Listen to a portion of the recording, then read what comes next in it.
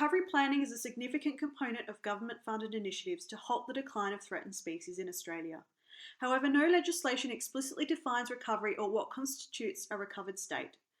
Whilst quite extensive guidelines exist to assess extinction risk at international, national, and even state levels, there are no comparable guidelines to determine if a population has recovered or is close to recovery.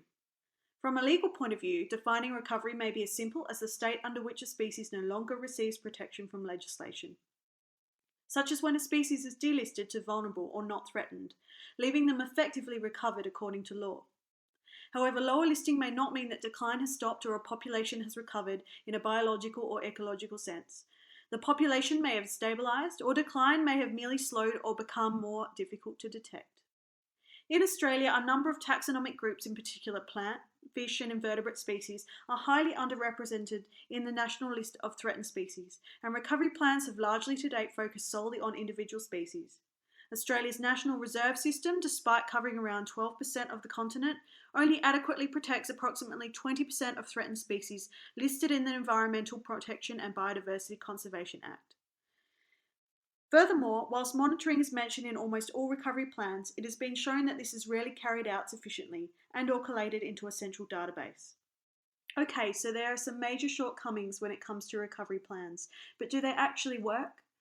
It is often not possible to determine if species recovery is related to the existence of the plan itself or solely to the intrinsic characteristics of species in question. For example, species with large body size or the cute and cuddly factor are more likely to receive conservation attention than less recognisable or not so attractive species. Bottrell et al. And Watson et al. Both found no significant difference between change in species status for species with recovery plans and those without. This may suggest that in the short term, recovery plans do not demonstrate either a positive or negative impact on species status. Bottrell et al. Further suggests that changes in status among species with plans might not be due to increases in populations or reduction in threats, but due to an increased survey effort.